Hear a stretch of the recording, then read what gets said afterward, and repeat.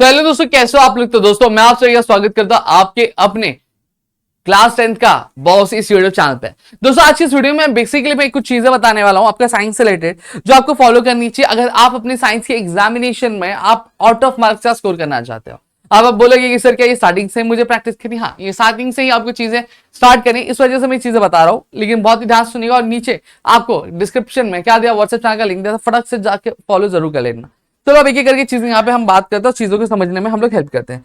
सबसे पहली चीज है, देखो एक जरूरी बन जाता है। बहुत सारे बच्चे ऐसे होते हैं जो ये चीज समझ के रखते हैं कि अभी हम क्या कर लेंगे, हम अभी आराम से पढ़ाई नहीं करेंगे, आराम से हम दिसंबर नवंबर के मंथ में पढ़ना शुरू करेंगे और वहां पे पीवाईक्यूज करेंगे और चीजें खत्म हो जाएंगी। नहीं, आप ऐसे कभी भी मार्क्स स्कोर नहीं कर पाओगे। सबसे पहली चीज जरूरी ये बन जाता है कि आप अपनी जब भी एग्जामिनेशन की प्रिपरेशन करें तो आप अपना सिलेबस जो है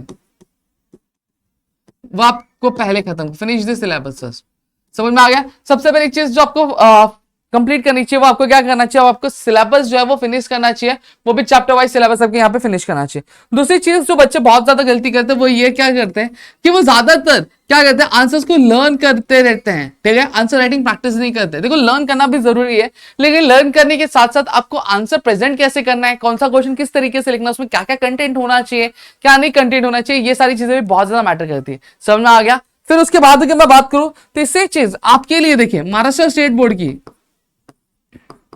ठीक है, महाराष्ट्र स्टेट बोर्ड की आपकी साइंस की टेक्स्ट बुक है, आपको बस यही बुक फॉलो करनी है, उसके अलावा कोई और बुक फॉलो नहीं करनी। हाँ, पीवाईक्यूज के लिए फॉलो कर सकते हो, रेफरेंस के लिए फॉलो कर सकते हो, बट जो कंटेंट्स है, ठीक है, जो टॉपिक्स है, आपको जो महाराष्ट्र स्टेट बोर्ड की बुक में, जो टेक्स्ट बुक में जो चीजें दी रहेंगी वही आपको पढ़ना है, उसके अलावा कुछ भी आपको चीजें करनी नहीं है। तो अब जो चौथी चीज यहाँ पे आपके लिए जरूरी बन जाती है वह यह हो जाता है कि आपके लिए डायग्राम्स प्रैक्टिस करना बहुत ज्यादा जरूरी बन जाता है। ठीक है, अब जब आप डायग्राम्स रेगुलरली प्रैक्टिस करेंगे, ठीक है, जैसे फ्लो चार्ट्स है तो फ्लो चार्ट्स को फॉलो कर लो।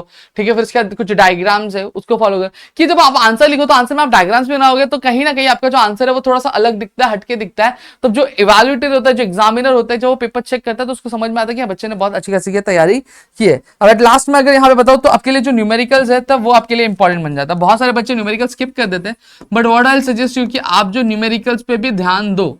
ठीक है, न्यूमेरिकल्स को भी आपको सॉल्व करना है। जैसे जैसे चैप्टर्स खत्म हो, जैसे पहला चैप्टर है उसमें जो भी न्यूमेरिकल्स है आप उनको कवर कर लो।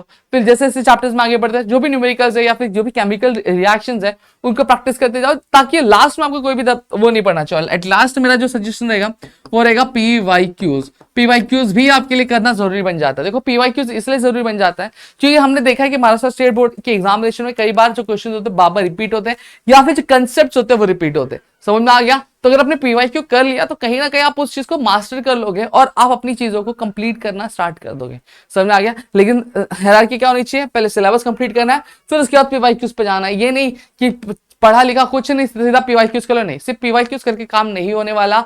ठीक है, आपको पीवाईक्यूज से पहले आपको आपका सिलेबस, अभी कंसेप्ट जो है, टॉपिक जो है वो कंप्लीट करने पड़ेंगे, तब आपको आगे चीजें कवर करनी। समझ में आ गया। तो यहाँ पे मैंने आपको पूरी की पूरी चीजें बता दी। होप सो यहाँ पे पूरी चीजें क्लियर हो। स्टिल अगर और भी कोई डाउट है तो प्लीज मुझे कमेंट करके जरूर बता देना।